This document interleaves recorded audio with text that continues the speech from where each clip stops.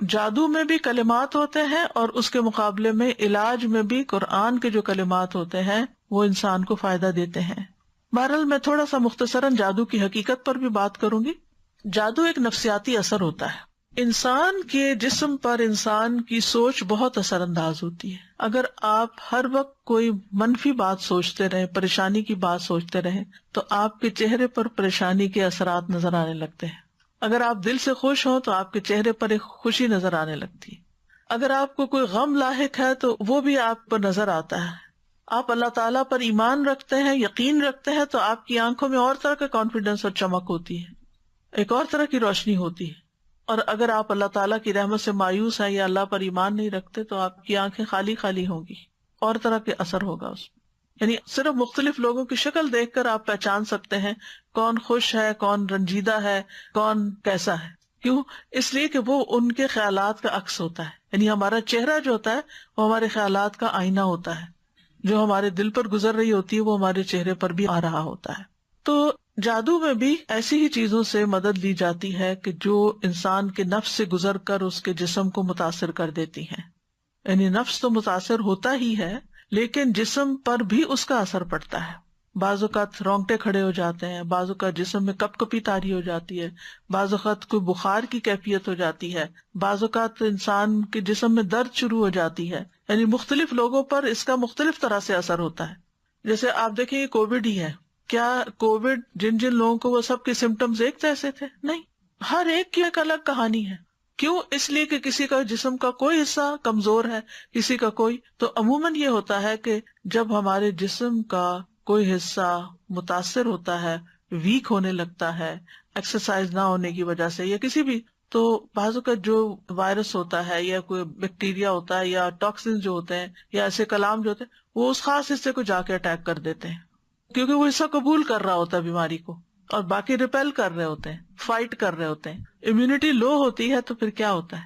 سردی، گرمی، ٹھنڈک، لوگوں کی چھوٹی چھوٹی باتیں، ہر چیز آپ کے اوپر اثر انداز ہو رہی ہوتی، آپ سینسیٹیو ہو جاتے ہیں. اور اگر آپ کی اسپرچل امیونٹی اور فزیکل امیونٹی اسٹرانگ ہو تو آس پاس کچھ بھی ہوتا رہے آپ کو اس کی پرواہ نہیں ہوتی. کچھ لوگ ہوتے ہیں ان کو بڑی سے بڑی بات کہہ دیں ان کو کوئی اثر نہیں ہوتا، اور کچھ لوگ ہوتے ہیں ان کو کچھ نہ کرے صرف ٹیڑھی آنکھ سے دیکھ ہی لے تو وہ رونے بیٹھ جاتے ہیں. بہرحال جادو جو ہے یہ جسم اور دل دونوں پر اثر کرتا ہے. ابن قدامہ کہتے ہیں یہ کچھ عزائم یعنی کلمات، دم جھاڑ کے الفاظ اور گرہیں ہوتی ہیں جو دلوں اور جسموں پر اثر انداز ہوتی ہیں. تو ان کی وجہ سے جادو زدہ شخص بیمار ہو جاتا ہے اور کبھی ہلاک بھی ہو جاتا ہے. یعنی کبھی اس کی شدت ہو تو مر بھی سکتا ہے.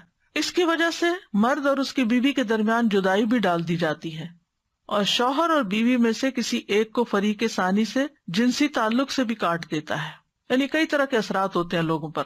امام ابن تیمیہ کہتے ہیں شیطان خود اپنی ذات میں خبیث ہے، تو جب عزائم یعنی منتر پڑھنے والا اور روحانی جادو کی کتابیں پڑھنے والا، اس طرح کی دوسری چیزیں پڑھنے والا ایسی چیزوں کے ساتھ شیاطین کا تقرب حاصل کرتا ہے جس کو شیاطین کفر اور شرک میں سے پسند کرتے ہیں، تو ان کے لیے یہ چیزیں رشوت کے قائم مقام ہو جاتی ہیں اور پھر وہ شیطان اس انسان کے اغراض و مقاصد کو پورا کر دیتے ہیں.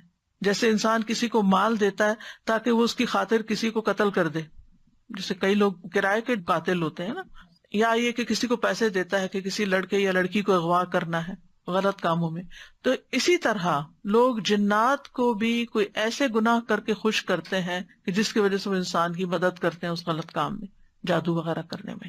مثلا ناپاک چیزوں کے ساتھ قرآن لکھتے ہیں، کبھی کلام اللہ کے حروف کو الٹا لکھتے ہیں، اور کبھی خون یا نجاست کے ساتھ یا اس طرح کی چیزوں کے ساتھ عمل کر رہے ہوتے ہیں، یا اللہ سبحانہ تعالیٰ کے بارے میں یا دین کے بارے میں یا قرآن کے بارے میں غلط باتیں بولتے ہیں تاکہ شیطان خوش ہو جائے.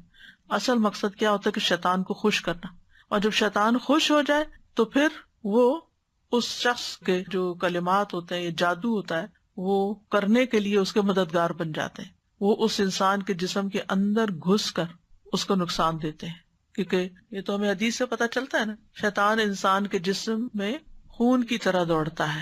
یعنی اس کو یہ آزادی ہے کہ اگر ہم نے اذکار نہیں کیے ہوئے، ہم قلعے میں نہیں ہیں، ہم نے پروٹیکشن نہیں اپنی کی ہوئی، تو وہ ہمارے جسم میں بھی گھس سکتے ہیں اور پھر کوئی پین کریٹ کر سکتے ہیں، کوئی تکلیف کریٹ کر سکتے ہیں اور کئی بیماریاں اس کا نتیجہ ہو سکتی ہیں۔ پھر آپ دیکھیے کہ جادو کا اثر ان لوگوں پر بھی ہو جاتا ہے جو اذکار نہیں کرتے، اور ان پر بھی ہو سکتا ہے جو اذکار کرتے ہیں۔ یعنی بعض اوقات نیک سے نیک آدمی پر بھی جادو کا اثر ہو سکتا ہے، لیکن اللہ کے فضل سے وہ دور بھی ہو جاتا ہے۔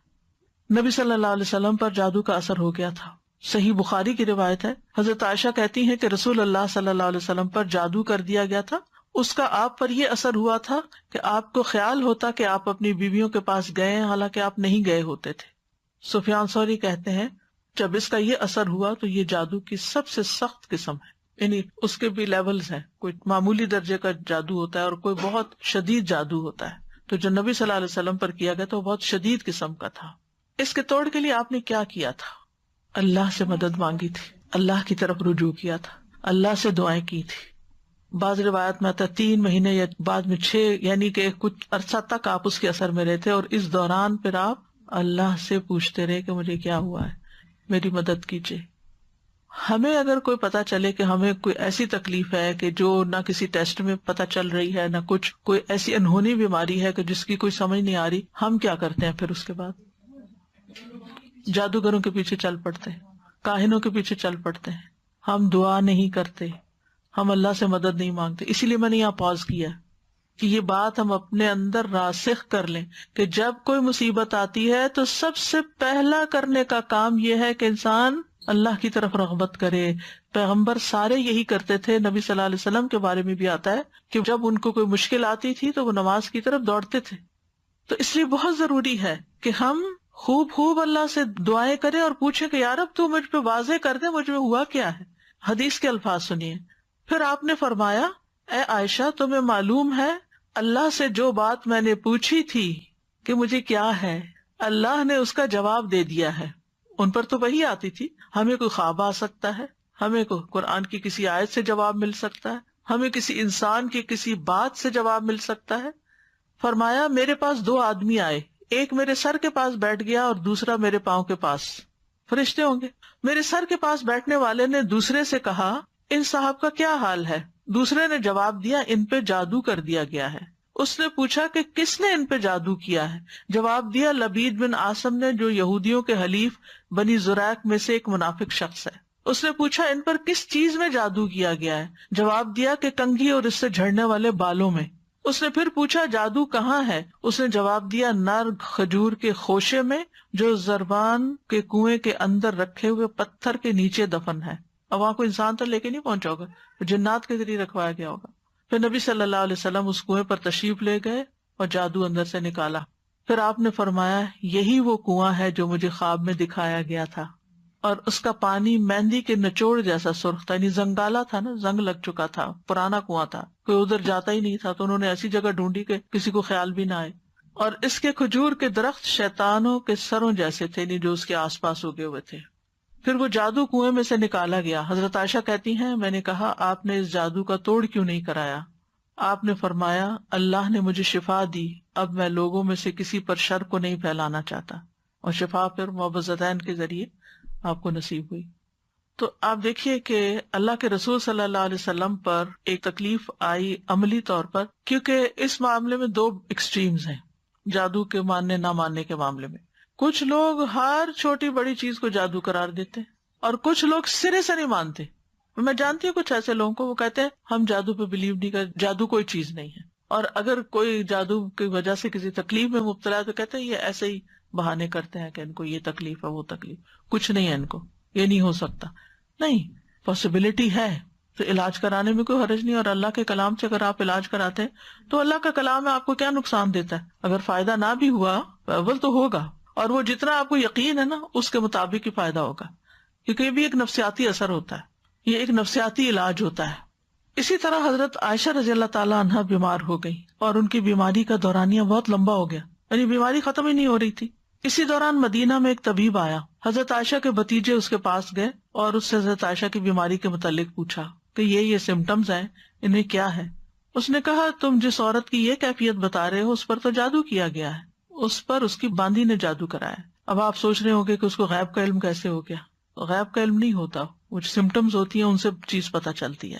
اس باندھی نے اقرار کر لیا کہ ہاں میں نے آپ پر سحر کروایا ہے، کیونکہ یہ لوگ ماہر ہوتے ہیں نا، انہوں نے اتنے کیسز دیکھے ہوتے ہیں، اس سے وہ اتنا کچھ لرن کر چکے ہوتے ہیں، وہ اپنے تجربے کی بنا پہ بولتے ہیں، غیب کے علم کی بنا پر نہیں.